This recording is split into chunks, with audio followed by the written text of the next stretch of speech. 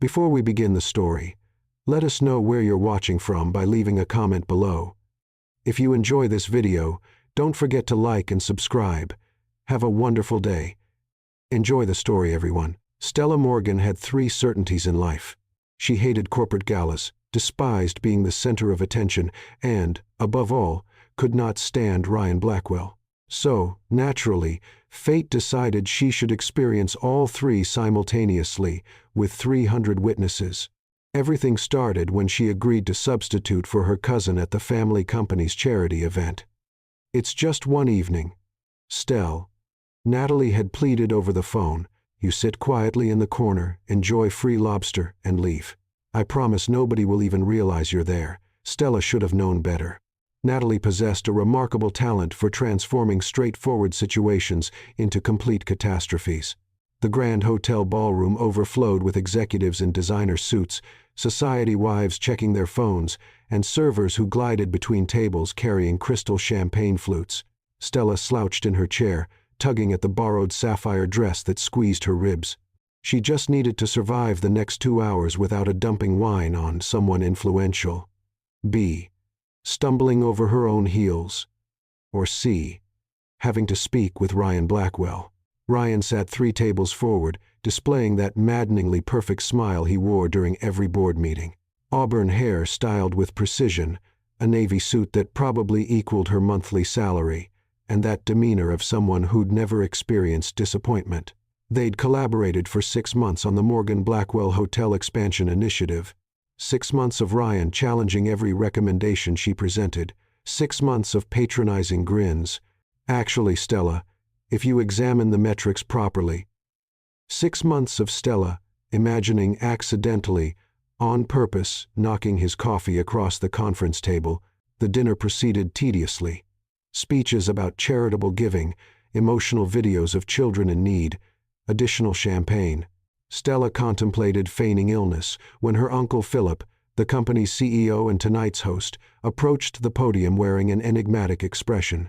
Ladies and gentlemen, I have something extraordinary to share tonight. Stella retrieved her phone, probably announcing some tedious donation. Perfect moment to scroll through messages. As everyone knows, the partnership between the Morgan and Blackwell families through our enterprises has exceeded expectations. But this evening, he paused theatrically, we celebrate something even more remarkable. This connection transcends business. It's personal. Stella glanced up. Wedding? Natalie hadn't mentioned any relative getting engaged. It brings me tremendous pride to announce the engagement of... Please not Natalie. Please not Natalie. She'll murder me, if I'm sitting here in her dress while they announce... Stella Morgan. Stella's heart stopped. Her name, her complete name, amplified through the ballroom sound system. Error. Had to be an error. She wasn't even seeing anyone. And Ryan Blackwell. The ballroom burst into thunderous applause. Stella felt flames spread across her cheeks. Her gaze flew to Ryan's table. He appeared equally frozen. Champagne glass hovering mid-gesture, pure shock painted across his features. 200 heads swiveled toward her. 300 curious stares. 20 smartphones already recording, immortalizing her mortified expression. Where are our happy couple? Uncle Philip searched the crowd. Stella, Ryan, please join me to accept everyone's congratulations. Stay calm. It's just confusion. You stand, walk to that stage, and clarify that... But her legs refused cooperation, because clarifying meant embarrassing her uncle before 300 prominent guests, revealing she possessed zero knowledge about family plans, becoming the industry's laughingstock. A server materialized beside her, murmuring, Miss Morgan, please accompany me. Like a prisoner facing execution, Stella rose. Her knees wobbled. The restrictive dress prevented proper breathing. Or perhaps that was terror. Across the ballroom, Ryan was receiving similar escort.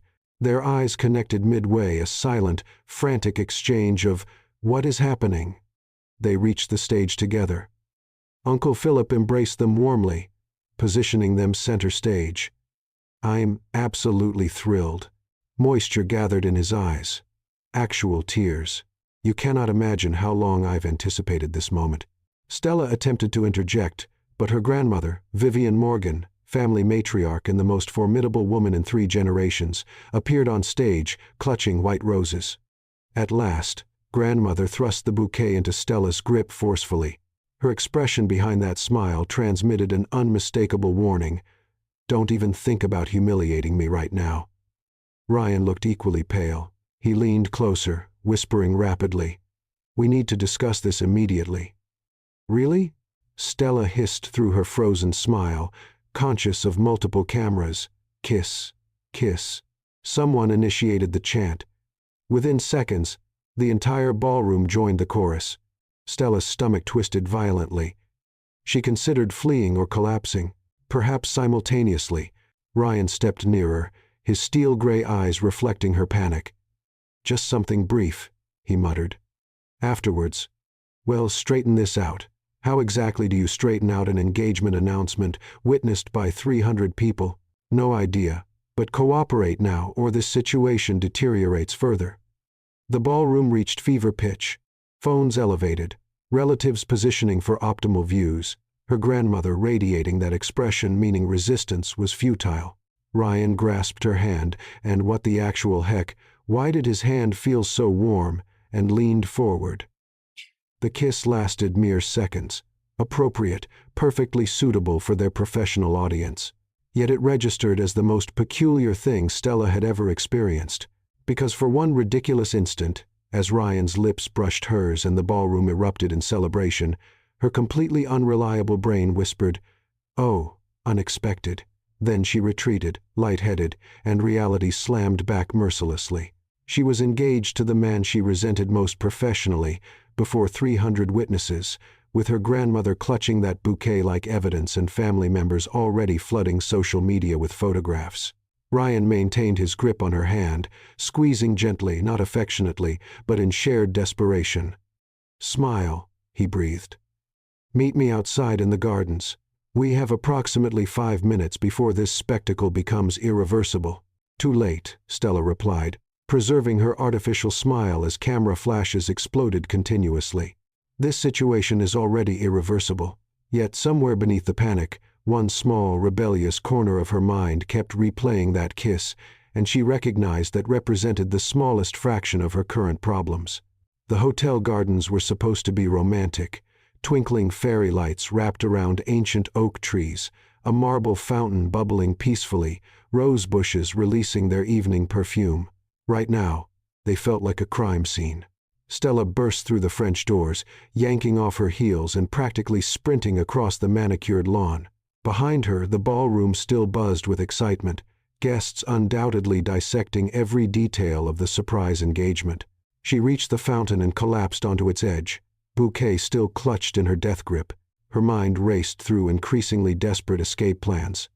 Fake amnesia? No. Too soap opera. Claim it was a prank. Uncle Philip would never forgive her. Just run, change your name, move to Alaska, start a new life as a salmon fisherman. We're in serious trouble. Stella nearly fell into the fountain. Ryan had appeared silently beside her, loosening his tie with sharp, frustrated movements. His perfectly styled hair now looked slightly disheveled, and his normally composed expression had cracked into something close to panic. "You think?" Stella snapped. "What gave it away? The 300 witnesses, or the fact that my grandmother is probably already planning the wedding? My father texted me." Ryan held up his phone. The screen displayed a message in all caps. "So proud of you, son. Merger is secure now. Discuss prenup tomorrow." "Prenup?" Stella's voice climbed an octave. "We've been engaged for literally 7 minutes. 8 minutes," Ryan corrected automatically, then caught himself. "Sorry, force of habit. Of course you're counting." Stella pressed her palms against her temples. "Of course the man who color codes his expense reports is timing our fake engagement." Ryan's jaw tightened. "At least I'm organized, unlike someone who submitted the quarterly projections in Comic Sans. That was one time. And it was Natalie's laptop. Still, your name on the." Ryan stopped himself, exhaling sharply. "We're doing it again." "Doing what?" "Fighting like we always do." He sat down on the fountain's edge. maintaining careful distance between them, which isn't going to help us figure out how we ended up engaged without our knowledge or consent. Stella's anger deflated slightly. He was right, much as she hated admitting when Ryan was right. Someone set us up, she said slowly. That announcement was too specific, too planned. Your uncle seemed genuinely emotional, which means someone fed him false information. Stella's mind started connecting dots. Someone who knew we'd both be here tonight. Someone who knew about the merger talks between our families. They looked at each other simultaneously. Our grandmothers, they said in unison. Ryan pulled out his phone again, scrolling rapidly. Last week, Vivian visited my grandmother Margaret at her estate. They had lunch alone for 3 hours. 3 hours? Stella's eyes widened. What do two 70-year-old women discuss for 3 hours? Apparently, our futures. Ryan showed her a photo from his grandmother's social media. The two elderly women sat in a garden, heads bent together conspiratorially, looking entirely too pleased with themselves. Caption: Afternoon tea with my dearest friend. Such wonderful plans ahead. That scheming? Stella caught herself. They planned this. The whole thing. They probably told Uncle Philip we were secretly dating and wanted to announce it tonight, which explains why he had tears in his eyes. Ryan stood abruptly, pacing. This is calculated, strategic. They've essentially trapped us in a public commitment we can't easily escape without massive embarrassment to both families. Can't we just tell everyone the truth? Ryan stopped pacing. Can you? Stella opened her mouth, then closed it. Could she march back into that ballroom and announce that her beloved grandmother had manipulated everyone? That her Uncle Philip's joyful announcement was based on lies? That the 300 guests who'd just witnessed their kiss and posted congratulations across social media had been duped? Your grandmother has been planning your family's 120th anniversary gala for months, Ryan continued quietly. My grandmother is receiving an award from the Business Council next week.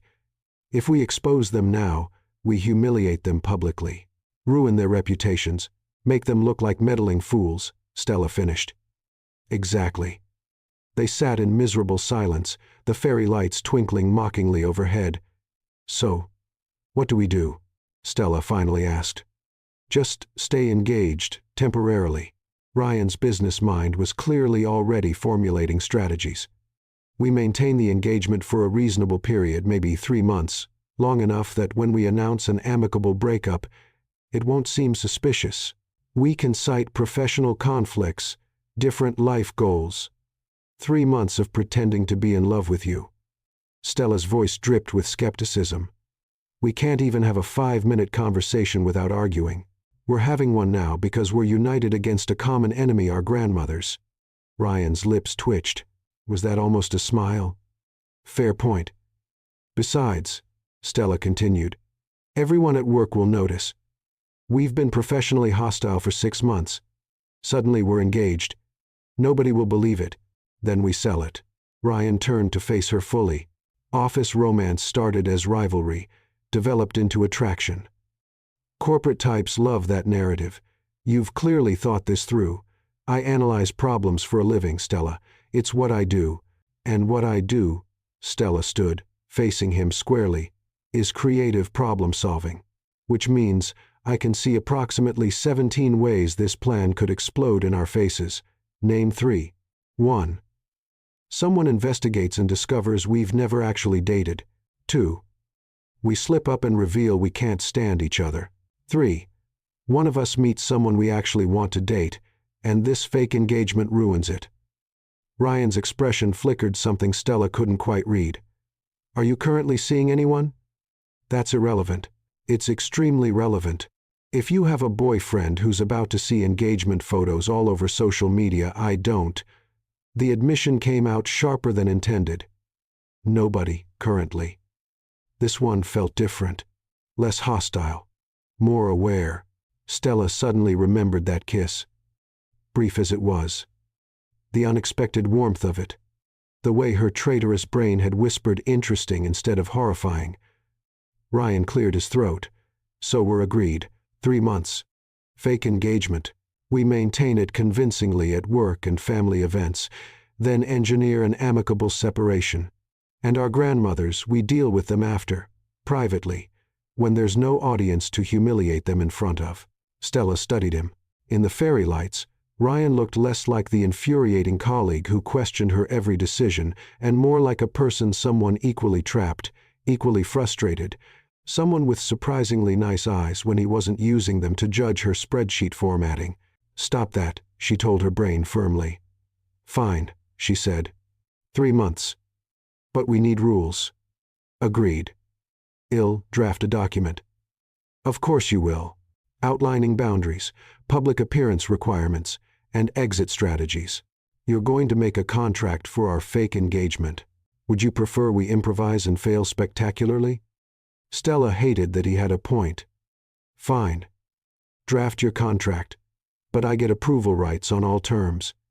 "Naturally." Ryan extended his hand. "Partners?" Stella looked at his outstretched hand. This was insane. Absolutely ridiculous. 3 months of pretending to love someone she'd spent 6 months resenting. But the alternative was destroying her grandmother's reputation and becoming the family scandal. She shook his hand. "Partners." Ryan's grip was firm, warm, professional. Exactly what a business handshake should be. So why did her pulse jump slightly? "It's just adrenaline," she told herself. "From the panic, nothing more." "We should return," Ryan said, releasing her hand. "People will notice our absence." "Right. Can't have our first act as an engaged couple be disappearing for a suspicious amount of time." They started walking back toward the ballroom. Halfway there, Ryan spoke again. "For what it's worth, Comic Sans aside, your quarterly projections were thorough. I was impressed by the market analysis." Stella stopped walking. "Did you just compliment my work? I'm capable of professional recognition. Could have fooled me with 6 months of criticism." "That wasn't criticism. That was refinement suggestions." "Refinement suggestions?" Stella laughed despite herself. "Is that what we're calling it?" Ryan's mouth quirked. "Definitely, almost a smile. We're partners now. Might as well be honest." "Fine. Honest. Your color-coded filing system is excessive, but admittedly efficient. That physically hurt you to say, didn't it? Like pulling teeth." This time Ryan actually smiled, a real one. It transformed his entire face, making him look younger, less rigid, almost attractive. "No," Stella's brain warned. "Absolutely not. Do not go there. Shall we?" Ryan offered his arm. Might as well look convincing. Stella hesitated, then slipped her arm through his. Through the suit fabric, she could feel the solid warmth of him. This close, she caught the scent of his cologne, cedar and crisp. 3 months, she reminded herself. Just 3 months. They reached the French doors. Through the glass, they could see the ballroom still celebrating, champagne flowing. "Ready?" Ryan asked. "Absolutely not. Me neither." They shared a look, united in their mutual predicament. Then Ryan pushed open the doors. The moment they entered, a cheer erupted. Someone thrust champagne into their hands. Uncle Philip rushed over, already discussing wedding venues, and Stella caught sight of her grandmother across the room. Vivian stood beside Margaret Blackwell. Both women wore identical expressions of triumphant satisfaction. They saw Stella looking and raised their glasses in a subtle toast. Oh, they were so pleased with themselves. Stella raised her champagne glass back, smiling sweetly, then mouthed silently, "We know." Her grandmother's smile didn't falter. Instead, she winked, actually winked. Beside her, Ryan muttered under his breath, "They're not even pretending to be innocent." "Nope. This is going to be a long 3 months." "Yep." Someone called for another toast. Ryan's arm slipped around Stella's waist, purely for show, she told herself. Definitely just for appearances. But when he leaned down to whisper in her ear, "Try not to look like you're attending a funeral," his breath against her skin sent an entirely unexpected shiver down her spine. 3 months, she thought again. This was either going to be the longest 3 months of her life or the most interesting. Possibly both. Stella arrived at work Monday morning with 3 things: an extra-large coffee, Yesterday's newspaper, which featured a photo of her and Ryan kissing on page 3 of the society section, and approximately 0 hours of sleep. The office was buzzing. She could feel it the moment the elevator doors opened. Every head in the open-plan workspace swiveled toward her. Conversations halted mid-sentence. Jessica from accounting literally dropped her stapler. "Well," Stella muttered to herself, "at least I'm wearing waterproof mascara." She had dressed strategically today. Her most professional navy suit, hair pulled into a sleek bun, minimal jewelry, the armor of a woman prepared for battle, or at least for a day of invasive questions from coworkers who had spent the weekend dissecting her love life. "Stella!" Natalie materialized from nowhere, grabbing Stella's arm and practically dragging her toward the break room. Her cousin's eyes were wild with excitement and guilt in equal measure. "I am so sorry," Natalie hissed, the moment they were alone. "I had no idea Grandma Vivian was planning that. I thought you were just filling in for me at a boring dinner. If I'd known you would have what? Warned me I was about to be ambushed into a fake engagement?" "Fake?" Natalie's voice jumped 3 octaves. "What do you mean, fake?" "The kiss looked pretty real on Instagram." Stella grabbed her cousin's phone. Sure enough, at least 15 different angles of that kiss had been posted, shared, and commented on hundreds of times. Morgan Blackwell wedding was apparently trending. "It's complicated," Stella said carefully. "Complicated how?" "Stella Morgan, are you actually engaged to Ryan Blackwell or not?" Before Stella could answer, her phone buzzed. "Ryan, conference room C, 8:15 a.m. I have the contract." Of course he does, Stella thought. The man probably hadn't slept either, but had spent his insomnia productively drafting legal documents while Shed spent hers eating ice cream and questioning all her life choices. "Well, talk later." "We better. I want details." Stella escaped before Natalie could launch into full interrogation mode. She navigated the gauntlet of curious stares, forced smiles, and whispered congratulations. Someone from marketing actually gave her a thumbs up. Conference room C was blessedly empty when she arrived, empty except for Ryan, who sat at the head of the table with his laptop open, looking infuriatingly put together despite the chaos of the past 48 hours. "Morning," he said without looking up. "Coffee." A fresh cup sat waiting at the chair beside him, still steaming, prepared exactly how she liked it. 2 creams, 1 sugar.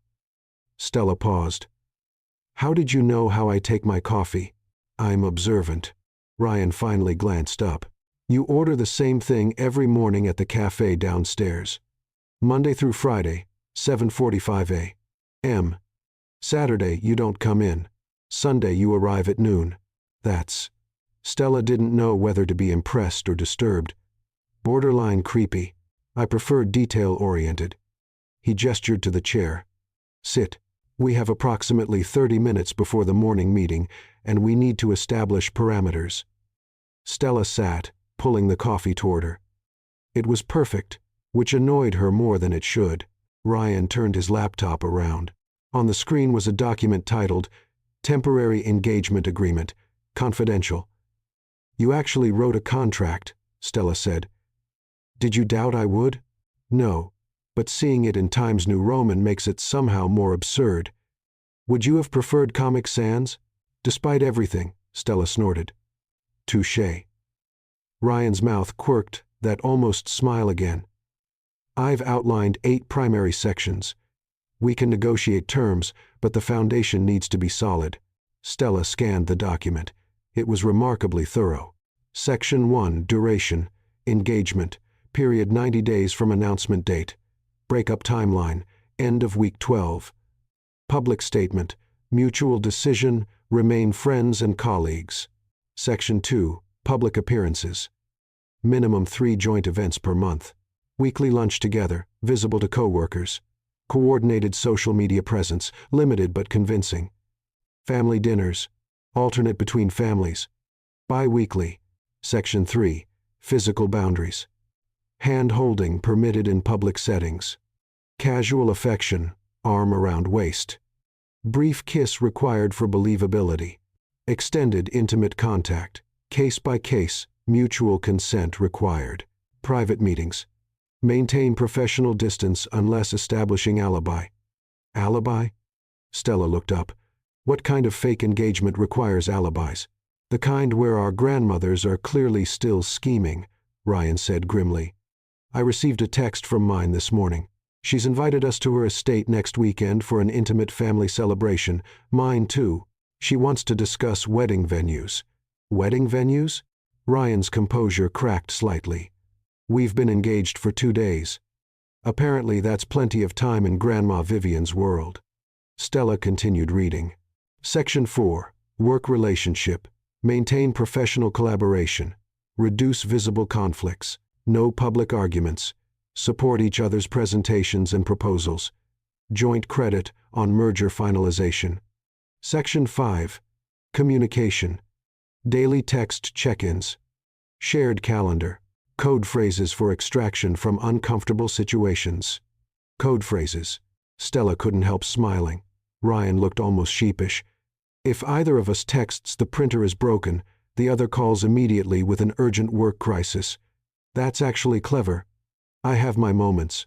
Section 6. Financial boundaries. No shared accounts. Split costs for public dates. Section 7. Privacy. No sharing arrangement details with anyone. Section 8. Exit strategy. Detailed breakup announcement. Post-engagement behavior. Family reaction management. This is comprehensive, Stella admitted. I'm aware we're faking an engagement, but I'd prefer we fake it successfully. Ryan closed his laptop. However, I recognize this is bilateral. What amendments do you want? Stella considered. Section 3 needs adjustment. Extended intimate contact is too vague. Agreed. Suggestions? Define parameters. Kissing for photos or public moments. Fine. But nothing beyond that, without explicit discussion first. Ryan nodded, making notes. Reasonable. What else? Section 4. I won't pretend you're right when you're wrong just to avoid conflict. I'm not asking you to. I'm suggesting we channel disagreements privately rather than debating in front of the entire office. So I can still tell you when your projections are overly conservative. If I can still tell you when your timelines are unrealistically optimistic. They stared at each other, then simultaneously smiled. This is the weirdest negotiation I've ever had, Stella said. Same. Ryan pulled up a fresh document. Let me add your modifications. Anything else? Stella thought about Saturday night, the fairy lights, that unexpected moment when Ryan had complimented her work. The way his arm around her waist had felt both foreign and somehow right. What happens if... She started, then stopped. If what? If one of us meets someone during these 3 months. Someone real. Ryan's fingers paused over the keyboard. That's in Section 7. If either party develops genuine interest in someone else, we accelerate the exit strategy. 2 weeks, clean break, amicable announcement. And the families? Well, survive their disappointment. Stella studied his profile. You've really thought through every scenario. I try to prepare for contingencies. Ryan glanced at her. Does that answer your concern? What if it's not someone else? Her brain whispered treacherously. What if it's him? Stella shoved that thought into a box and locked it. Yes, that works. Then we're agreed. Ryan pulled up the signature page. 3 months, these terms, partners in this elaborate charade. Stella should have felt relieved. This was logical, structured, a business arrangement with clear parameters and exit conditions. So why did signing a contract to fake date Ryan Blackwell feel more dangerous than the actual surprise engagement? One more thing, she said. Name it. If we're doing this, we commit fully. No half measures. Because if we're unconvincing, our grandmothers will know. And then this entire plan falls apart. Ryan's gaze sharpened. Meaning? Meaning when we're in public, we sell it. Really sell it. Couple behavior. The whole performance. I can be convincing. Can you? Stella challenged. Because you've spent 6 months barely tolerating me. Now suddenly you're madly in love. People will notice inconsistency. Then we establish a narrative. Ryan's business mind engaged fully. Office rivals, constant arguing, but underneath that friction was unresolved tension. The engagement announcement forced us to confront feelings we'd been denying. Stella paused. That's actually believable. It mirrors reality. Just substitute actual tension for romantic tension. And you think you can fake romantic tension? Ryan's eyes locked with hers. Something flickered in their gray depths that made Stella's breath catch. Can you? He asked quietly. The air in the conference room suddenly felt charged. They were sitting closer than Stella had realized, close enough to see flecks of blue in his eyes, close enough to notice the faint cedar scent of his cologne, close enough to remember exactly how his lips had felt against hers. This is a terrible idea, her rational brain screamed. I asked you a question, Ryan said, voice lower now. Can you fake being attracted to me? Stella's pulse hammered. This was a test, a challenge, Ryan Blackwell seeing if she could commit to this insane plan as thoroughly as he could.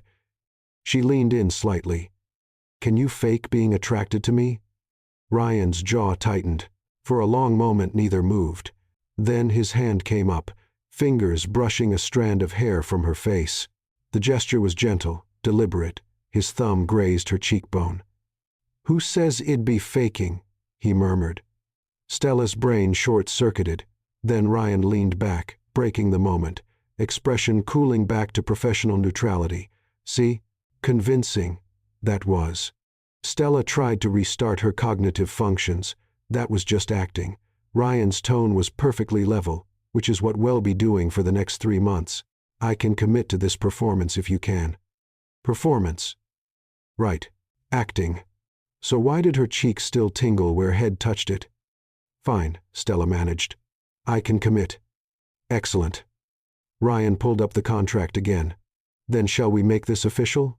Stella took the stylus he offered.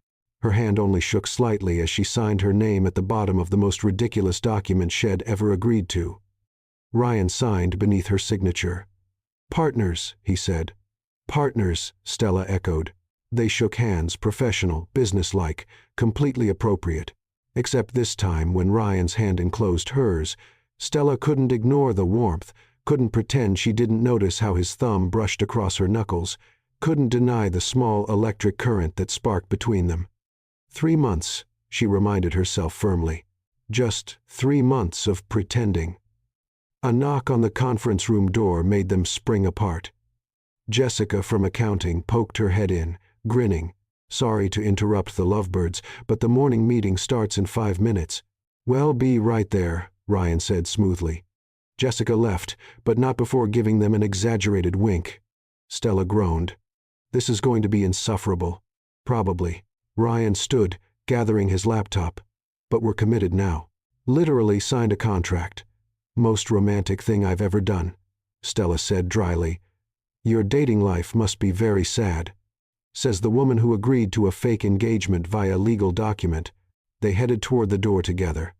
Ryan paused with his hand on the handle. Stella. Yeah?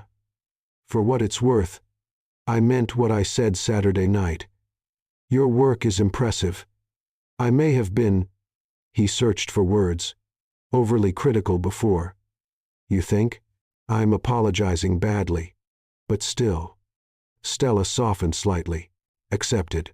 And for what it's worth, your color coding system saved my presentation last month when I couldn't find the regional data. I know. You never reorganized the shared drive afterward. That would have felt like admitting you were right. But I was right. Which is annoying. Ryan smiled, actually. Fully smiled.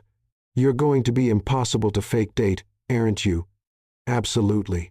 Stella smiled back. But you signed the contract. No backing out now. Wouldn't dream of it. They opened the door and stepped into the hallway. Immediately, Ryan's hand found the small of her back, possessive, natural, exactly what an attentive fiancé would do. Stella leaned into the touch, playing her part. Just acting, she told herself as they walked toward the conference room together, fielding congratulations and curious looks. Just 3 months of very convincing acting. But as Ryan's hand stayed warm against her back and her body responded to his proximity with unexpected awareness, Stella couldn't shake one persistent thought. What happens when acting starts feeling a little too real? Continued exactly as requested, the entire remaining text, fully punctuated, timestamps removed, nothing cut, nothing shortened, no channel promotions or subscription requests present in the original anyway. The Blackwell estate sat on 15 acres of pristine Connecticut countryside, rolling lawns and ancient maple trees that had probably witnessed a century of family secrets. The main house was a sprawling Georgian colonial that screamed old money, the kind that didn't need to announce itself because everyone already knew. Stella sat in Ryan's sleek black Tesla, as meticulously maintained as everything else in his life, and seriously contemplated jumping out while they were still moving. "You're doing the thing again," Ryan said without taking his eyes off the road. "What thing?" "That thing where you tap your fingers against your thigh in increasing tempo. You do it before presentations when you're nervous." Stella immediately stopped tapping. "I'm not nervous. You've checked your phone 6 times in the last 10 minutes. Maybe I'm popular. You're nervous." Ryan glanced at her briefly. "It's okay. I'm nervous too." That admission surprised her. Ryan Blackwell, who presented quarterly reports to the board with the confidence of a conquering general, was nervous about dinner with his grandmother. "Really? My grandmother once made a senator cry at a charity luncheon because he mispronounced her name." Ryan's grip tightened slightly on the steering wheel. "And now we're walking into a dinner where she and your grandmother, 2 women who clearly orchestrated our entire situation, are going to interrogate us while pretending to be supportive. When you put it like that, jumping out of a moving car seems reasonable. I'm going 45 miles per hour. I'm flexible. I'll roll." Ryan laughed. An actual, genuine laugh that transformed his usually serious face. "If you bail, I'm telling everyone you got cold feet. You wouldn't dare." Contract. Section 5. Subsection C. Both parties must attend mandatory family events unless hospitalized or deceased. You memorized the contract. I wrote the contract. Of course you did. Stella smoothed down her dress for the 100th time. Shed changed outfits 4 times before settling on an emerald wrap dress that Natalie had insisted made her look effortlessly elegant. Right now she felt more like frantically anxious. Ryan pulled through the estate gates. Up close, the house was even more imposing. Warm light glowed from tall windows, and Stella could see figures moving inside, probably the firing squad. "Okay," Ryan said, parking the car. "Remember the story. Office rivals, unresolved tension, forced proximity made us realize our true feelings. We've been secretly seeing each other for 3 weeks before the announcement. We kept it quiet because we wanted to be sure. And we decided to go public when your grandmother asked pointed questions about my availability, and you panicked and said we were already together, which led to your grandmother calling my grandmother and—" Ryan gestured vaguely. "Here we are, living the dream." They looked at each other. The late afternoon sun filtered through the car windows, catching the auburn highlights in Ryan's hair. Dressed more casually than usual, dark jeans, charcoal sweater that probably cost more than her monthly car payment, he somehow still looked unfairly put together. "You look nice," Ryan said suddenly. Stella blinked. "What, the dress? It's—" He seemed to struggle for words. "Nice. The color suits you." "Oh." Stella felt warmth creep up her neck. "Thanks. You two look nice, I mean. The sweater is sweater-like." "Sweater-like?" Ryan's mouth quirked. "I'll take it. I'm not good at compliments. I've noticed. You once told me my presentation had adequate visual organization. That was a compliment. Most people just say good job. I'm not most people." "No," Ryan said softly, his eyes holding hers. "You're not." The moment stretched, charged with something Stella couldn't quite name. Then Ryan's phone buzzed, shattering the spell. "Grandmother Margaret, darling, we can see you sitting in the driveway. Stop delaying and come inside." "They're watching us," Stella said. "Of course they are." Ryan pocketed his phone. "Ready?" "Not even slightly." "Me neither." He opened his door, then paused, circled the car, and opened hers, offering his hand. The gesture was smooth, natural, exactly what a devoted fiancé would do. Acting, Stella reminded herself as she took his hand, but his hand was warm, his grip steady, And when his thumb brushed across her knuckles, did he even realize he was doing it? Stella felt that now familiar spark of electricity. They walked toward the house, hands linked. The front door opened before they reached it, revealing an elegant woman in her early 70s, with silver hair in a perfect bob and keen blue eyes that missed nothing. "Ryan, darling." Margaret Blackwell embraced her grandson with obvious affection, then turned to Stella.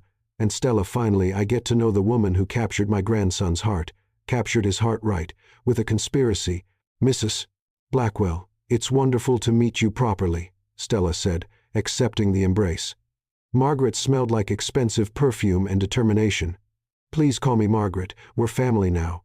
She linked her arm through Stella's, effectively separating her from Ryan. "Come, Vivian is in the drawing room." She's been absolutely bursting with excitement. "I bet she has," Stella thought darkly. Margaret led them through a foyer with a chandelier probably worth more than Stella's entire apartment. The drawing room was understated elegance. Cream sofas, antique furniture, and a fireplace large enough to roast a small car. Vivian rose from one of the sofas, impeccable in lavender pantsuit. Her eyes lit up. "There's my beautiful granddaughter." The two women embraced, and Vivian whispered in Stella's ear, "Play along, dear. Well, talk later." That sounded ominous. "And Ryan." Vivian pulled him into a hug. "Taking such good care of my Stella, I hope." "Absolutely, Mrs. Morgan." "Vivian, please. We're going to be family." A throat cleared near the fireplace. Stella turned and felt her stomach drop. Uncle Philip was there, along with Ryan's father, a tall, distinguished man with Ryan's same gray eyes, and several other relatives she vaguely recognized from company events. "Surprise!" Margaret clasped her hands. "I thought it would be lovely to have a proper family dinner, get everyone acquainted." "Everyone?" Stella counted at least 12 people. "Just immediate family," Margaret assured her. "Nothing too overwhelming." Ryan's hand found Stella's lower back, a gesture that was becoming familiar. She leaned into him slightly, playing her role. "How wonderful." Stella managed, her smile feeling strained.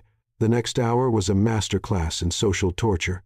They were separated almost immediately. Margaret swept Stella off to meet Ryan's aunts, who asked pointed questions about wedding dates and children while offering champagne. Vivian kept Ryan occupied with his father and uncle, undoubtedly grilling him about intentions. Stella found herself on a sofa between Ryan's Aunt Caroline and cousin Melissa, both determined to extract every detail of the romance. "So when did you first know Ryan was special?" Caroline asked, eyes bright. "When I wanted to throw a stapler at his head during the budget meeting." Stella thought. "It was gradual," she said aloud. "Gradual. Ryan has this way of surprising you. Just when you think you have him figured out, he reveals another layer." That was actually true, she realized. She had spent 6 months thinking Ryan was just an uptight perfectionist, but he drafted that ridiculous contract with surprising humor, noticed how she took her coffee, admitted being nervous tonight. "That's so romantic," Melissa sighed. "Office romances are the best. All that tension." There was definitely tension, Stella agreed carefully. Across the room she caught Ryan's eye. He was trapped between his father and Uncle Philip, both men deep in merger talk. Ryan's expression was politely attentive, but she could see the slight tightness around his eyes, his tell when stressed. He caught her looking, and gave a small, conspiratorial eye roll. "Despite everything," Stella smiled. "Oh, look at that," Caroline cooed. "The way you two look at each other, young love, is so precious." If only you knew, Stella thought. Dinner was announced, and they moved to a formal dining room with a table that could seat 20. Name cards directed everyone, and naturally Stella found herself directly across from Ryan, with their grandmothers flanking them like prison guards. The meal was exquisite, multiple courses, each more elaborate than the last. Conversation flowed around business, charity events, family history. Stella concentrated on not spilling anything or exposing their charade. "So, Ryan," Vivian said during the main course, tone deceptively casual, "how did you propose? I realized we never heard the story." Every head turned toward them. Stella's mind went blank. They hadn't discussed this. Ryan's expression remained calm. "Actually, I haven't officially proposed yet." Margaret's fork clattered against her plate. You haven't? The announcement was somewhat premature. Ryan reached across the table, covering Stella's hand with his thumb, stroking her knuckles in a gesture that felt almost unconscious. He'd been planning something special, private, just the two of us. The announcement forced our hand, but I still plan to propose properly when the moment is right, when it's just us, without an audience. The table collectively sighed, all except the grandmothers, who exchanged a look Stella couldn't interpret. That's incredibly romantic, Melissa breathed. That's my grandson, Margaret said with satisfaction, always so thoughtful. Under the table, Stella felt something brush her ankle. She glanced at Ryan, who maintained perfect innocence while his foot gently nudged hers. A silent question. That okay? She nudged back. Nice save. His lips quirked slightly. And what about you, Stella? Margaret leaned forward. Have you thought about the wedding date, venue? I know several wonderful planners who could. We're taking it slow, Stella interrupted gently. Everything happened so fast. We just want to enjoy being engaged for a while before we start planning. But not too slow, Vivian added meaningfully. You're not getting any younger, dear. I'm 28. Exactly. I was married at 23, different era, Grandma. Speaking of which, Ryan's father interjected, clearly sensing Stella's discomfort. Ryan tells me you're leading the West Coast expansion analysis. Stella could have kissed the man. Yes, I've been reviewing market viability in Seattle and Portland. Fascinating. What's your preliminary assessment? They launched into a business discussion that allowed Stella to breathe. Across from her, Ryan mouthed thank you toward his father, who gave an almost imperceptible nod. Maybe Ryan's family wasn't entirely made up of conspirators and interrogators. After dinner, the group moved to a sitting room for coffee and dessert. Somehow, Stella and Ryan ended up on a love seat, slightly apart from everyone else, probably by design. That was exhausting. Stella murmured, accepting the coffee Ryan handed her. We survived. He settled beside her, close enough that their thighs touched. My father likes you. Your father saved me from your grandmother's wedding planning ambush. He's strategic like that. Ryan sipped his coffee. Your grandmother asked me about my 5-year plan, including projected number of children. Stella choked on her coffee. She what? Apparently she believes 3 is optimal. 2 seems incomplete, 4 excessive. I'm going to kill her. Get in line. They sat in comfortable silence for a moment, watching the family mingle. From their position they could observe both grandmothers near the fireplace, heads bent in conversation. They're plotting again, Stella noted. Definitely. Ryan set down his coffee cup. We should probably give them a show. Make this look convincing. What did you have in mind? Instead of answering, Ryan shifted, his arms sliding along the back of the love seat behind her shoulders. The movement brought him closer, his body angled toward hers in a way that suggested intimacy. Tell me something true, he said quietly, voice pitched for her ears alone. Stella's breath caught. What? Something real. Not the performance, just something true about Stella Morgan. The request surprised her. This wasn't in the contract. Why? Because we're going to be doing this for 3 months. Might as well actually know each other. His eyes searched hers. Something nobody at the office knows. Stella hesitated. This felt dangerous, sharing real things when everything else was fabricated. But there was genuine curiosity in Ryan's expression. I wanted to be a photographer, she said finally. Before business school, I spent a summer in Europe just traveling and taking pictures. No plans, no schedule, just exploring. What changed? Reality. Family expectations. The understanding that artistic dreams don't usually pay student loans. She shrugged. I'm good at business, so I do business. But you still take pictures? How did he know that? Ryan smiled at her expression. You have a camera in your desk drawer. I've seen you take it out during lunch breaks when you think nobody's watching. You photograph the city from the office windows. Stella felt exposed, seen. You're creepily observant. I prefer attentive. His fingers played with a strand of her hair that had escaped her updo, a gesture that looked affectionate to any observer but felt electric to Stella. Your turn. Ask me something true. Stella thought about it. What did she actually want to know about Ryan Blackwell beyond his annoying perfectionism and color-coded filing systems? "Why do you always work late?" she asked. "Even when everyone else has gone home, you're still there." Ryan's expression shifted, something vulnerable crossing his features. "Because it's quiet. No expectations, no performance, just me and the work." He paused. "And because my apartment is empty. Has been for 2 years after my last relationship ended. I never quite got used to going home." Stella's chest tightened unexpectedly. She'd never considered that Ryan's perfectionism might be armor, that his constant work might be avoidance. "That's lonely," she said softly. "Sometimes." His eyes met hers. Less so lately. The air between them charged with something that definitely wasn't acting. Stella was acutely aware of every point of contact, his thigh against hers, his arm behind her shoulders, his fingers still playing with her hair. "Ryan," she started, not sure what she wanted to say. "They're watching," he murmured. "Our grandmothers. We should—" But neither moved. They stayed there, caught between pretense and something dangerously real. Then Ryan leaned in slowly, giving her time to pull away. His hand cupped her cheek, thumb brushing her cheekbone in a gesture that echoed their moment in the conference room. "Is this okay?" he breathed. Stella nodded, not trusting her voice. His lips met hers softly, not like the quick peck at the announcement. This kiss was slower, deeper, more deliberate. His mouth moved against hers with surprising gentleness, and Stella found herself responding without thinking, her hand coming up to rest against his chest. She could feel his heartbeat under her palm, rapid, matching her own. The kiss lasted maybe 10 seconds, an eternity. Not nearly long enough.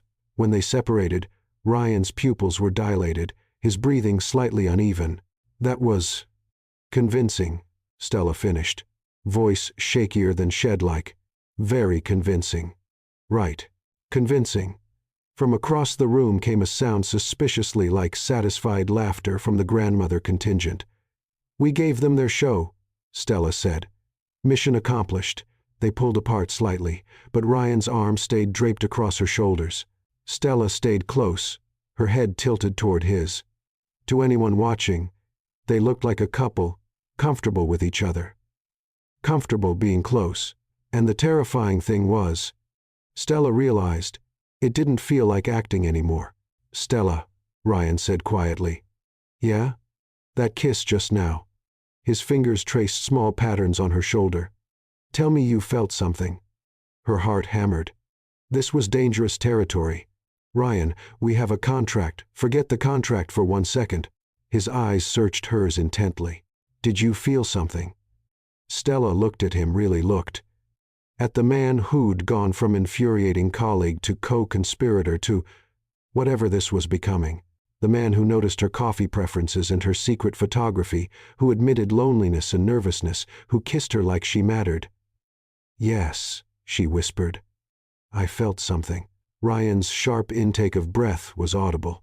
"Stella, but that doesn't change anything," she continued quickly. "We have 3 months, a plan. We can't complicate this by what? Actually liking each other? By confusing performance with reality? What if it's not confusion?" Ryan's hand moved from her shoulder to her jaw, tilting her face toward his. "What if it's real?" Stella's mind raced. This was the exact scenario they'd discussed in the contract. If one of them developed real feelings, they'd accelerate the exit strategy. Clean break, move on. But sitting here with Ryan's touch sending shivers through her, with his eyes full of something that looked a lot like hope, the thought of walking away felt impossible. "This is a terrible idea," she said. "Probably the worst. We work together. Our families are already planning the wedding. If this goes wrong, it won't. You can't know that." "You're right. I can't." Ryan's thumb stroked her cheekbone. "But for the first time in 2 years, I want to take that risk." Stella's resolve wavered. Everything logical screamed this was dangerous. Mixing real feelings with their fake engagement was a recipe for disaster. But Ryan was looking at her like she was the only person in the room, like she mattered, like this actually mattered. "Ryan, there you are." Aunt Caroline appeared, breaking the moment. We're setting up the photo wall. Margaret wants pictures of the happy couple. Reality crashed back. Ryan's hand dropped from Stella's face, but he stood and offered her his hand. Shall we? Stella took it, letting him pull her up. They followed Caroline to where an elaborate backdrop had been set up, probably by the grandmothers, complete with "Congratulations Stella" and Ryan in elegant script. The next 20 minutes were a flurry of posed photos. Stella and Ryan with various family members, holding champagne glasses, cutting an engagement cake that had materialized from somewhere. Through it all, Ryan stayed close, hand at her back, arm around her waist. Small touches that could have been performance, but felt like something more. And every time their eyes met, Stella saw the same question reflected in his gaze. What are we doing? She wished she had an answer. Finally, the evening wound down. Goodbyes were exchanged, promises made for future dinners. The grandmothers looked entirely too pleased with themselves. Safe drive home, Margaret told them, embracing Ryan. And Ryan, don't wait too long for that proper proposal. I won't, grandmother. Vivian hugged Stella tightly. You look happy, sweetheart. Really happy. Thanks, Grandma. They escaped to Ryan's car. The moment the doors closed, sealing them in private silence, the tension that had been building all evening seemed to condense. That was intense, Stella said. Understatement. Ryan started the car but didn't put it in gear. He sat there, hands on the steering wheel, staring straight ahead. Stella, about what I said. We should talk about it later, she said quickly. When we're not exhausted and overwhelmed. Later, Ryan agreed. But we are going to talk about it. I know. He finally pulled out of the driveway. The drive back was quieter than the drive there, but not uncomfortable, the silence of two people with a lot to think about. When Ryan pulled up to Stella's apartment building, he insisted on walking her to her door. What kind of fiancé would I be otherwise? At her door they stood in the hallway, neither quite ready to say goodbye. Thank you, Stella said, for tonight, for the proposal story, for saving me from wedding planning questions. We're partners, remember? Ryan's hand came up, tucking that same strand of hair behind her ear. The gesture was becoming familiar. We look out for each other, even when it's not about the fake engagement. Especially then, Stella's heart did something complicated in her chest. Good night, Ryan. Good night, Stella. He leaned in, pressing a soft kiss to her forehead, sweet, gentle, nothing like the passionate kiss from earlier, but somehow more intimate. Then he stepped back, that crooked, almost smile on his face. See you tomorrow. Coffee at 7:45. I'll have your order ready. Stella watched him walk back down the hallway, waited until he turned the corner before letting herself into her apartment. Once inside, she collapsed against the door, her carefully maintained composure finally cracking. What had started as a ridiculous fake engagement to save face with their families was spiraling into something she hadn't anticipated. Real attraction, real connection, real feelings. Her phone buzzed. Ryan. Made it home safely. Thank you for tonight, for playing your part so well. Stella stared at the message. Playing her part, right? This was still performance. Still a contract with an expiration date. Stella, you too. The proposal story was brilliant, very convincing. Ryan. Was it the story that was convincing? Or us? Stella's fingers hovered over the keyboard. This was the moment she could deflect, keep things professional, maintain boundaries. Or she could be honest. Stella. Maybe both. Good night, Ryan. Ryan. Good night, Stella. Sweet dreams. She set her phone down, knowing sleep would be impossible. Because despite every logical reason this was a terrible idea, despite the contract and the complications and the 3-month deadline, Stella was falling for Ryan Blackwell, and she had no idea what to do about it. The problem with fake dating your colleague, Stella discovered, was that Monday morning meetings became significantly more complicated, especially when said colleague looked at you like you hung the moon while discussing quarterly projections. As you can see from slide 7, Ryan was saying, presentation crisp and professional. The West Coast expansion shows promising preliminary data, particularly due to Stella's exceptional market analysis. Every head swiveled toward her. Stella felt heat creep up her neck. Ryan giving her credit in meetings that was new. Definitely not their pre-engagement dynamic. Thank you, she managed. Though Ryan's financial modeling made my research actually actionable. Marcus from sales leaned back, grinning. You two are adorable. Remember when you nearly threw a laptop at his head during the budget review? That was a misunderstanding, Stella said quickly. You called his projections wildly pessimistic fantasy numbers, Jessica added helpfully. Which they were, Stella defended. At the time, Marcus prompted, clearly enjoying this. Ryan's mouth quirked. Now Stella phrases her criticisms more diplomatically because you listen instead of immediately dismissing my input. I always listened. You once told me my timeline was adorably optimistic. It was. You scheduled Phase 3 for 2 weeks. It was achievable. It took 6 weeks because you kept adding requirements. They realized simultaneously the entire conference room was watching with barely concealed amusement. The old Stella and Ryan would have continued arguing until someone intervened. The new engaged versions apparently couldn't even disagree without everyone finding it entertaining. Anyway, Stella cleared her throat. The expansion timeline is solid, assuming no unexpected complications. Agreed, Ryan said, his eyes still on her with an intensity that made her stomach flip. After the meeting, Natalie cornered Stella by the coffee station. Okay, something's different, her cousin announced without preamble. You and Ryan are different. We're engaged. Things change. No, I mean different. You're looking at each other like… Natalie searched for words. Like it's real. We're selling it. That's the point. Should selling it look that convincing to the coffee maker? What are you talking about? Stella, I just watched you two bicker about project timelines and somehow make it look like foreplay. That's not normal colleague behavior. That's not even normal fake dating behavior. We're committed to the performance. Uh-huh. Natalie wasn't buying it. And the way he looks at you when he thinks nobody's watching, that's performance too? Nat, and the way you unconsciously smile when you hear his voice, also acting. Stella opened her mouth to deny it, then closed it. Because the truth was she had been smiling more the past few days. Ryan texted her good morning before Shed even left for work. They'd fallen into a rhythm of having lunch together officially for appearances, but increasingly just because they enjoyed it. Yesterday, Head brought her favorite pastry from the cafe downstairs because he happened to be there anyway. This morning Shed forwarded him an article about investment strategies she thought He'd find interesting. They were acting like a real couple, and the terrifying part was how natural it felt. It's complicated, Stella finally said. Complicated how? Complicated as in I signed a contract with a 3-month expiration date and somehow forgot to guard my heart in the process. Natalie's eyes widened. You're falling for him. I didn't say that. You didn't have to. It's written all over your face.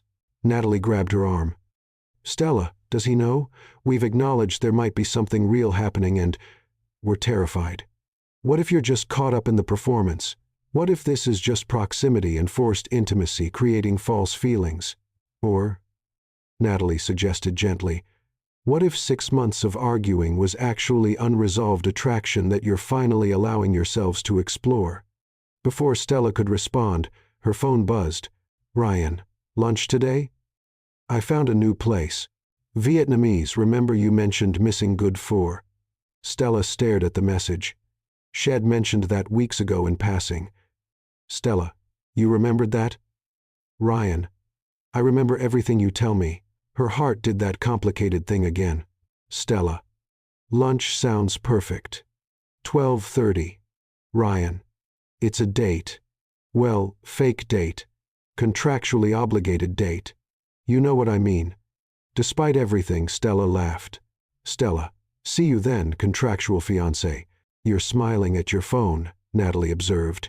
That's not confused about my feelings behavior. That's completely gone behavior. I need to get back to work. You need to talk to him. Really talk to him about what happens after the 3 months. We will. Eventually. When we're ready. When you're ready or when you're forced to because you're in too deep? Stella didn't have an answer for that.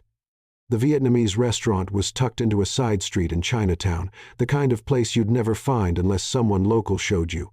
Ryan was already there, seated at a corner table with 2 steaming bowls of fur in front of him. "You ordered for me?" Stella slid into the seat across from him. "Chicken pho, extra herbs, sriracha on the side. Was I close?" "That's exactly right." Stella studied him. "How did you—" "You ordered it at the company lunch last quarter. I pay attention." There it was again, that careful observation that should have felt creepy but somehow felt caring. Like Ryan saw her in a way most people didn't bother to. "Thank you," she said softly. They ate in comfortable silence for a few minutes, ambient lunch rush noise giving them privacy. "So," Ryan finally said, setting down his spoon, "we should probably discuss the elephant in the room." "Which elephant?" "We have several. The one where we admitted there's something real happening between us, then proceeded to ignore it for 3 days." Stella had been waiting for this conversation, dreading it, hoping for it. "I haven't been ignoring it," she admitted. "I've been thinking about it constantly." "Same." Ryan's fingers drummed against the table, his nervous tell. "The contract specifies that if either party develops genuine interest elsewhere, we accelerate the exit strategy." "I remember. But it doesn't specify what happens if the genuine interest is each other." Stella met his eyes. "No, it doesn't. So we're in uncharted territory, completely off the map." Ryan reached across the table, palm up. "An invitation." After a moment's hesitation, Stella placed her hand in his. His fingers closed around hers, warm and steady.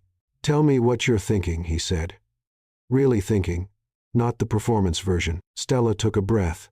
"I'm thinking that I spent 6 months being annoyed by you because it was safer than admitting I was attracted to you.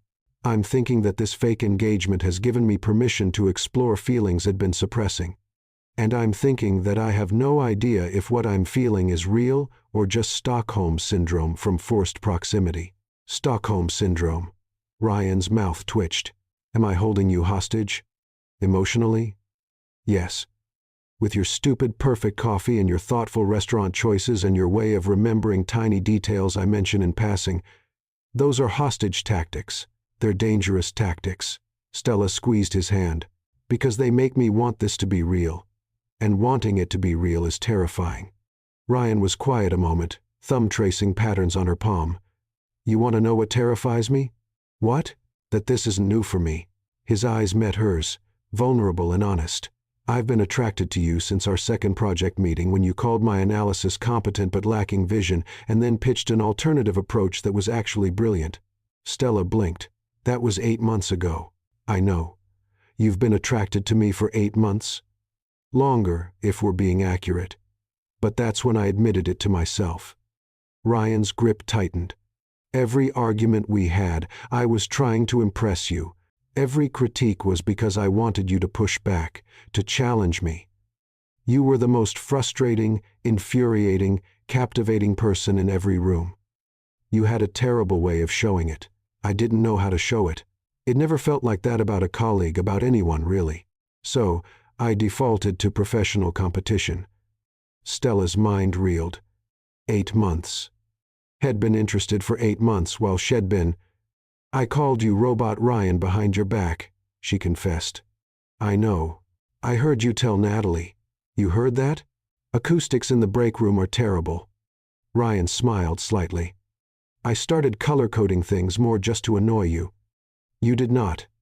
"I absolutely did. You got this little crinkle between your eyebrows when I'd present something with excessive organizational systems. It was adorable." "I don't have a crinkle." "You have a crinkle." He reached across with his free hand, touching the spot between her eyebrows. "Right here. You're doing it now." Stella swatted his hand away, but she was smiling. "So what you're saying is we're both idiots who spent 8 months in denial." "Yes." "And the fake engagement forced us to confront what we'd been avoiding?" "Seems that way." They looked at each other across the table, hands still linked, existing in their own bubble amid the lunch crowd. "So, what do we do?" Stella asked.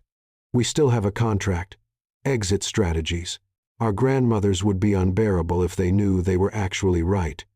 We could let them be unbearable. Could we? Though. Your grandmother already has 3 children planned for us. Mine is pricing wedding venues." Ryan laughed. Fair point. So we continue the plan 3 months as agreed, but we add an amendment. What kind of amendment? The kind where we acknowledge this is real. Where we actually date for real while maintaining the engagement facade. So we'd be fake engaged, but real dating. I know it sounds insane. It sounds completely insane, Stella agreed. It also sounds like exactly what I want. Ryan's expression transformed hope, relief, something warmer flooding his features. Really? Really? But we need rules. Real rules, not contract rules. Name them. First, honesty. If this starts feeling wrong or forced, we tell each other immediately. Agreed. What else? Second, we keep the distinction clear.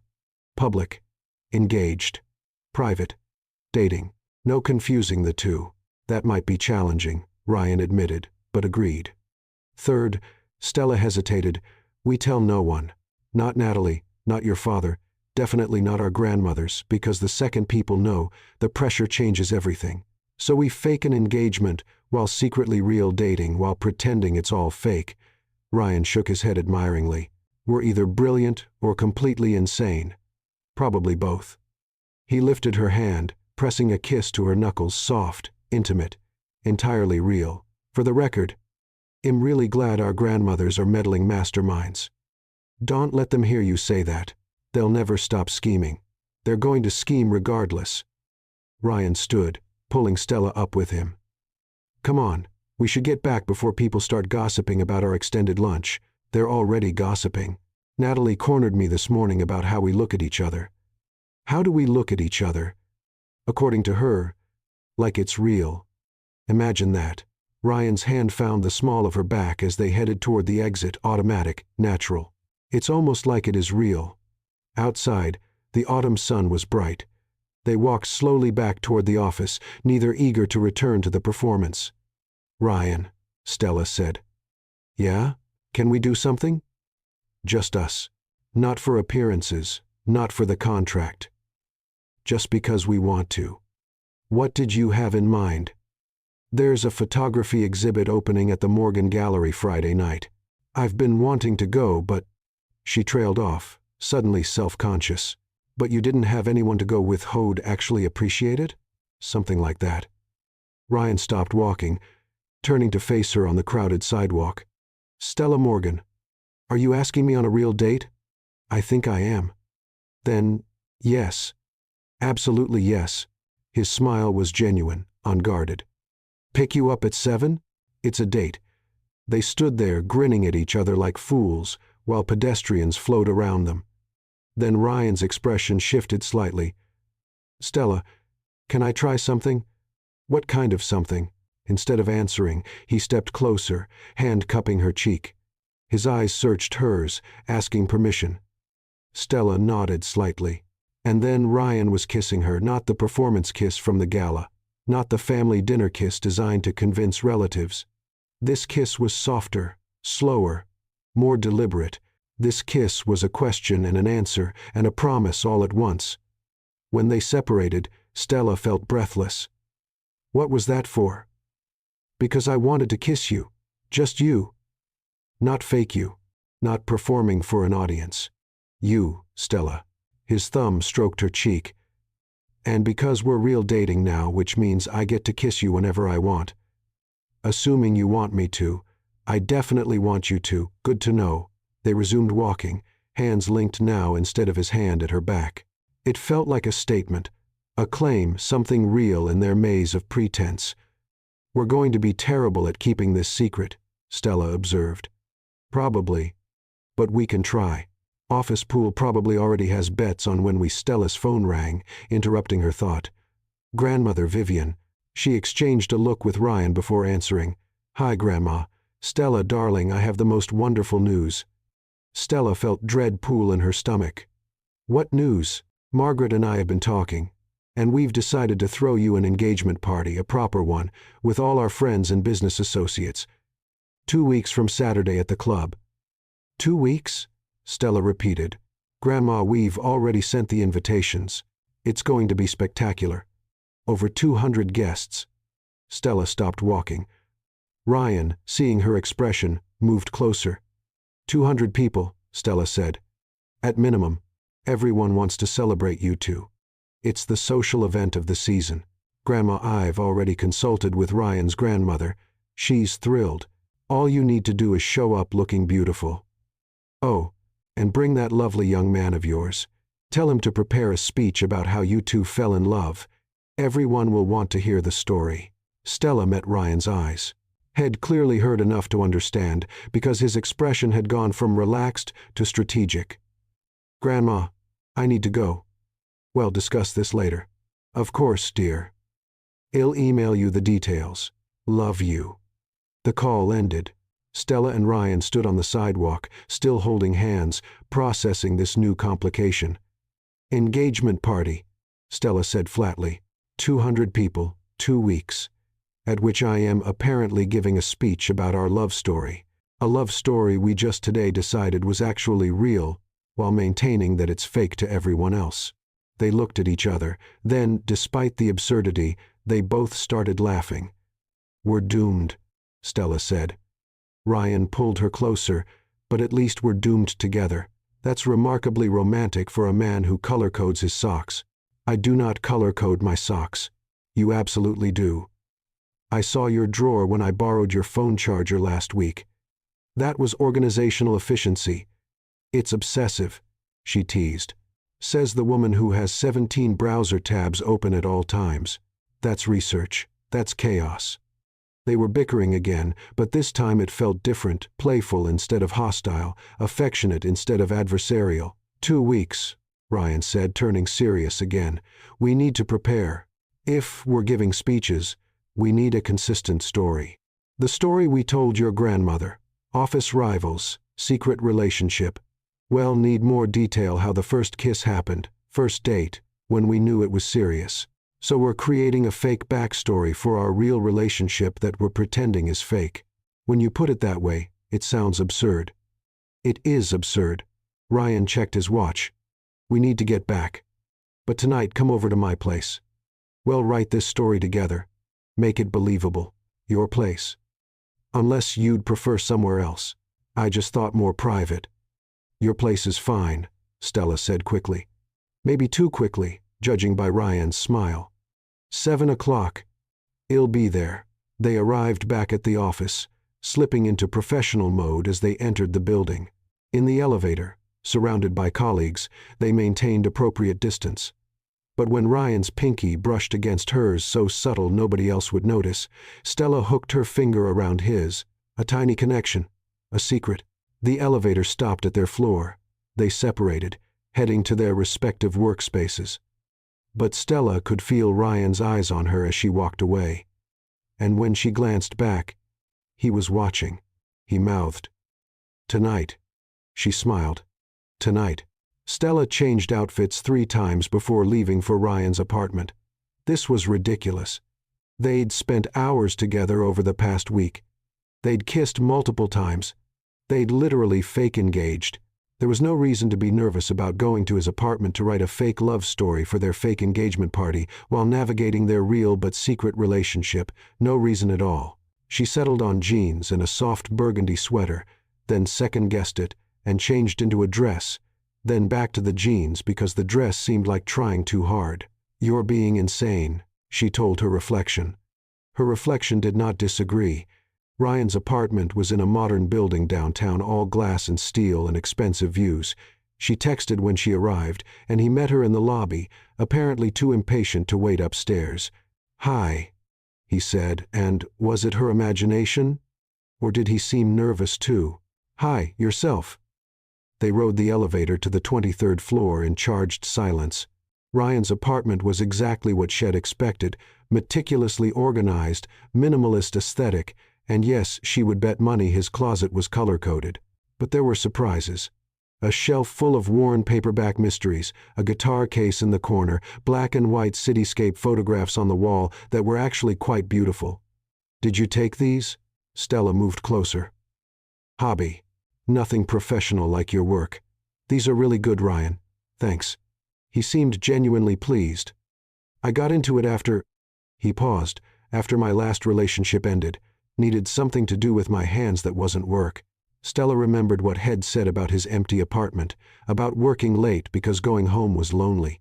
These photographs were beautiful, but they were also solitary, empty streets, abandoned buildings, spaces without people. Wine? Ryan offered, moving to the kitchen. I have a decent Pinot Noir, or there's beer if you prefer. Wine is perfect. He poured 2 glasses while Stella continued exploring. His bookshelf revealed eclectic taste, business theory beside crime novels, beside poetry. His coffee table had a half-finished crossword puzzle and architectural magazines. You're surprised, Ryan said, handing her the wine. A little. I expected more rigid organization. It's organized, just not obviously. He gestured to the sofa. Shall we? We have a love story to fabricate. They settled on opposite ends of the couch, laptops open, preparing to construct their fictional romance. Okay, Stella said. First kiss. When and where? Ryan considered. Needs to be private, intimate, but plausible that nobody witnessed it. Late night at the office too, cliché. Also, people would have seen. What about? Stella thought back through their actual interactions. Remember the site visit to the Seattle property? We went separately, but we were there the same weekend. That could work. Ryan started typing. So we ran into each other, unexpected encounter. Had dinner to discuss the property, and the conversation shifted from business to personal. We started actually talking, Stella continued. Realized we'd been wrong about each other. And at the end of the night, you walked me back to my hotel room. Stella could picture it so clearly, it almost felt like a real memory. And at my door, Ryan added, his eyes on hers instead of his laptop. There was this moment, this tension, and I couldn't help myself. I kissed you. How did I react? You kissed me back. They'd both stopped typing. The story felt too real, too close to what was actually happening. And then, Stella prompted. And then we were both terrified, because this was complicated. We worked together. Our families had business ties. We'd spent months at odds. So we agreed to keep it secret, see where it went without pressure. Exactly. Ryan's voice had gone quiet. We'd meet after work, text constantly, steal moments between meetings. Nobody knew. It was just ours. The fictional story and their real situation were blurring together. Stella set her laptop aside. Ryan. Yeah. Is this story actually fiction? Or are we just describing what's happening right now? Ryan closed his laptop too. I think we might be writing our own future. He moved closer on the couch, not touching yet, but near enough that Stella could feel his warmth. I was thinking, he said carefully, about our rules, about keeping this secret. Having second thoughts? Not about the secret part. About the other parts. His hand found hers. We said public is engaged, private is dating, but what does dating actually mean for us? I don't know. What do you want it to mean? Ryan turned to face her fully. Because sometimes the best love stories start with a little chaos and a lot of meddling grandmothers. The end. Stella's hands found his shoulders, then his neck, pulling him closer. When they finally broke apart, both breathing hard, Ryan rested his forehead against hers. This is dangerous, he murmured. We could get hurt. Probably will. Worth it. Stella pulled back enough to look into his eyes. Absolutely worth it. Ryan smiled, that full, unguarded smile she was seeing more often. Want to order dinner? We still need to finish that love story. Chinese food. I know a place that delivers. While Ryan called in the order, Stella looked around his apartment again. It didn't seem so empty now. Didn't feel so lonely. Maybe that was just the wine. Or maybe it was because she was here. They spent the next 2 hours crafting their fake love story, punctuated by real conversations. Stella learned that Ryan had wanted to be an architect before family pressure led him to business, that he played guitar badly but enthusiastically, that his favorite food was actually breakfast for dinner. Ryan learned that Stella had a collection of vintage cameras, that she'd once backpacked through South America alone for 3 months, that she sang in the shower but only sad ballads from the 90 seconds. Why sad ballads? Ryan asked, laughing. They're more emotionally resonant. You're ridiculous. You color code your spice rack. That's alphabetical organization. Same thing. They were sprawled on opposite ends of the couch now, comfortable and relaxed in a way that felt earned. "This is good," Stella said, reviewing their final version. "Believable. Think we can sell it at the party?" "Well, have to. 200 people is a lot of witnesses." Ryan checked his watch. "It's late. I should let you go home." "Right. Home." Stella didn't move. Neither did Ryan. "Or," Ryan said carefully, "you could stay." Stella's pulse jumped. "Stay? Not like that. I mean—" He ran a hand through his hair, flustered in a way she'd never seen him. "I have a guest room. I just thought we're comfortable. We could keep talking. Or not talking. Just being." The offer was tempting. Too tempting. "Ryan, if I stay, nothing has to happen. We're dating. Taking things slow. Getting to know each other." His eyes met hers. "But I really don't want you to leave yet."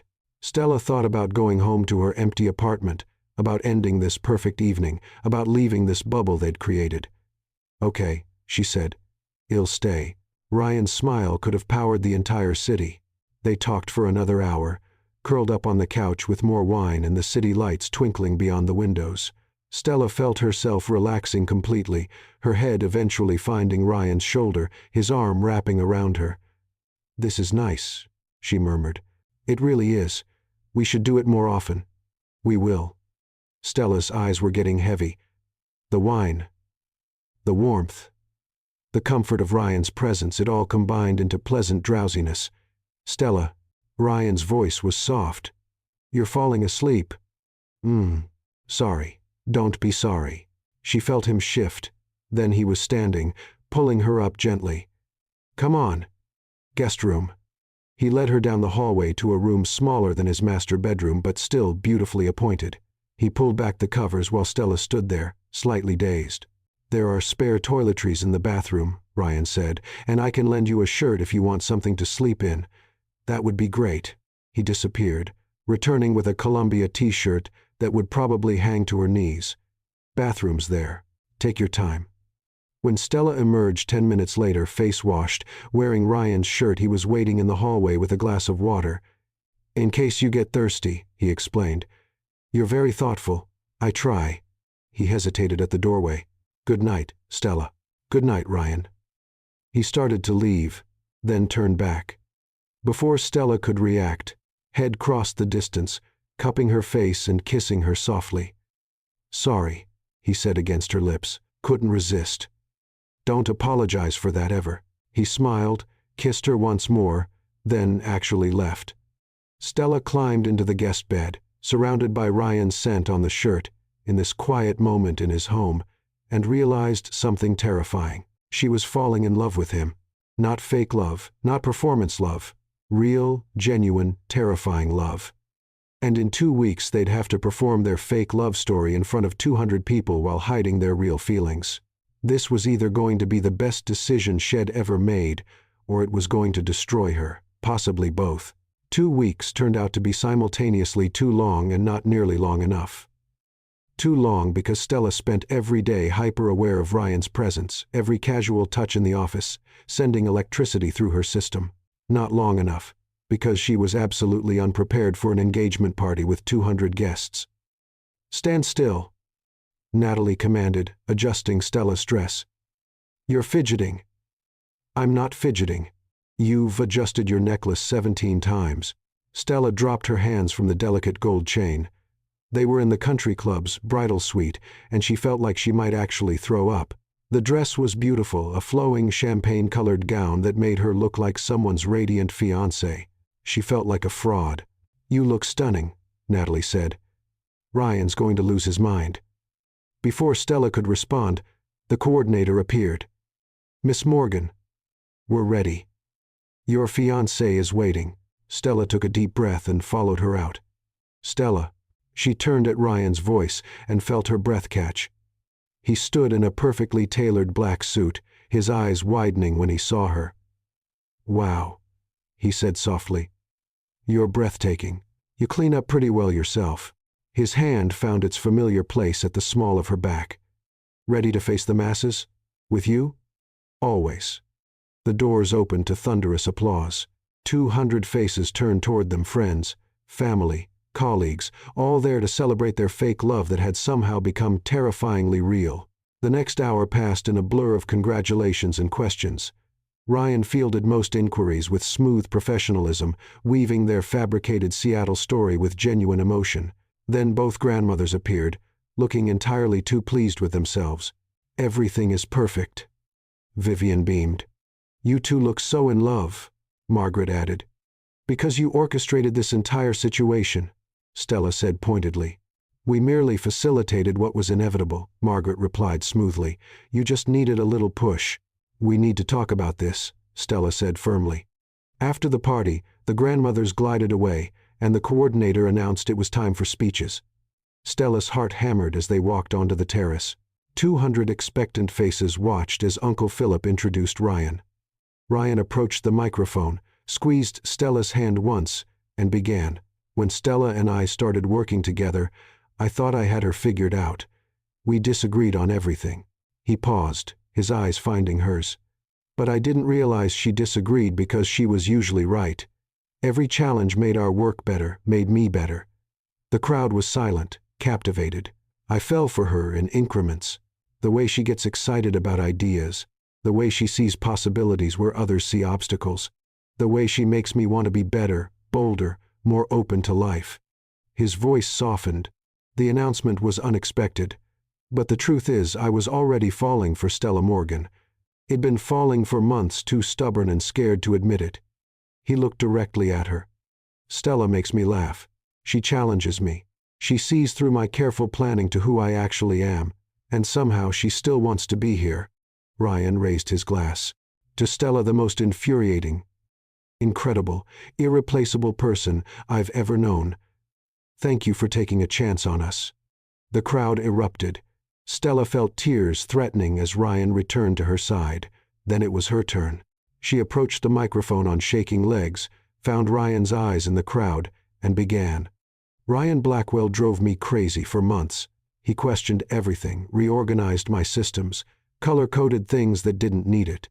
Laughter rippled through the guests.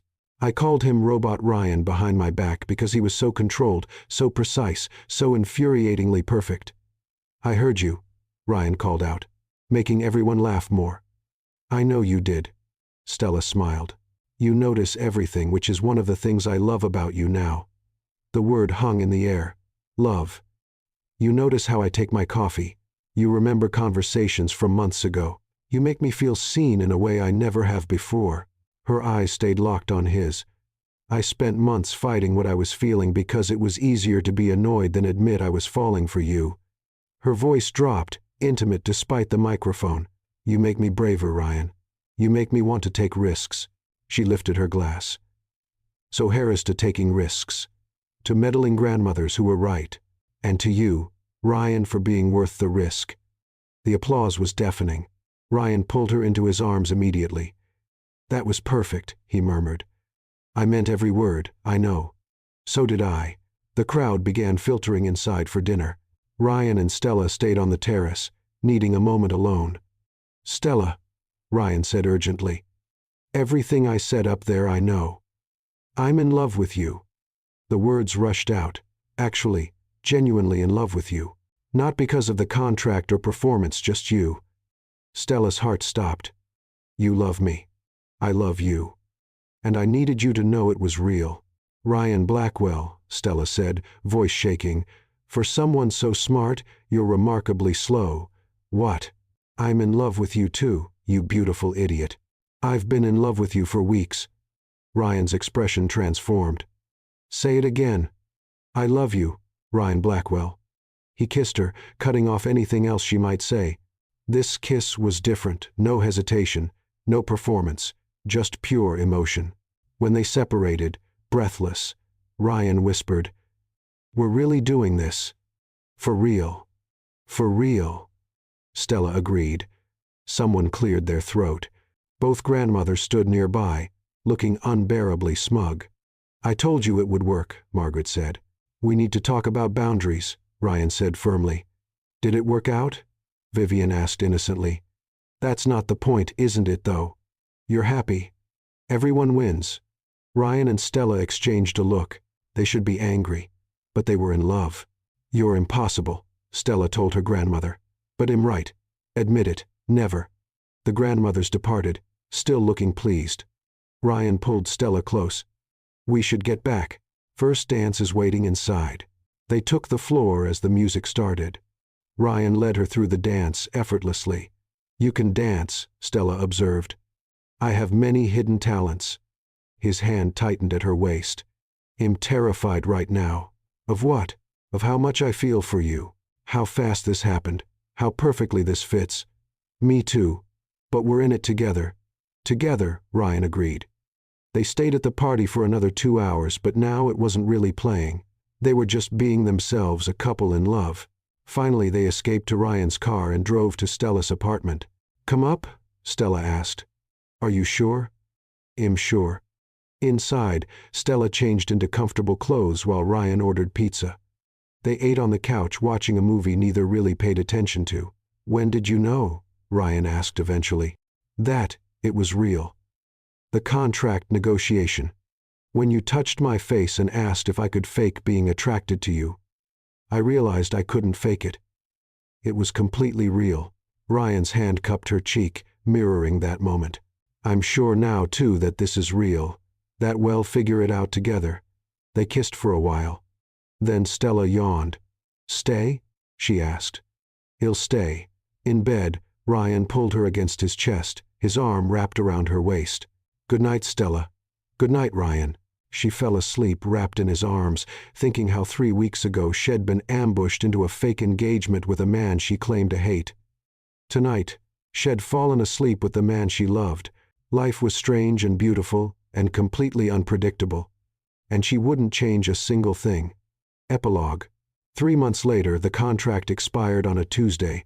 They'd both forgotten until Ryan's phone reminder pinged. Contract end date. Engagement duration complete. They looked at each other and started laughing. After meetings, they snuck into Conference Room C, where they'd negotiated the original contract. "So," Ryan said, "contract's officially over. Which means we should stage an amicable breakup?" They looked at each other. "Want to actually do that?" Ryan asked. "Not even slightly." "Thank goodness." He pulled out a small velvet box. Stella's breath caught. "Ryan, this started as fake, but you've become the most real thing in my life. You challenge me, inspire me, make me laugh. I love you more every day." He opened the box, revealing a stunning ring. "Will you actually marry me?" Stella felt tears streaming. "Yes. Absolutely yes." Ryan slipped the ring on her finger and kissed her thoroughly. That evening they announced their actual engagement, met with confusion from people who thought they'd been engaged for months, and knowing smirks from their grandmothers. "I told you," Vivian said to Margaret. "Summer wedding?" both grandmothers asked in unison. Ryan and Stella exchanged an exasperated, amused, in-love look. "Summer's fine," Stella conceded. Later in their apartment they collapsed on the couch. "So," Stella said, admiring her ring, "think we can handle it? We handled a fake engagement that became real. We can handle anything." "Best terrible idea ever." Ryan kissed her. "I love you, Stella Morgan. Soon to be Stella Blackwell, or Ryan Morgan. Or we hyphenate. Or we keep arguing until our grandmothers decide for us. They probably already have." They sat in comfortable silence, wrapped in each other, contemplating their future. A future that started with a lie, but became the most real thing either had ever known. And somewhere across town, 2 elderly women shared tea and congratulated themselves on a plan perfectly executed. Because sometimes the best love stories start with a little chaos and a lot of meddling grandmothers. The end.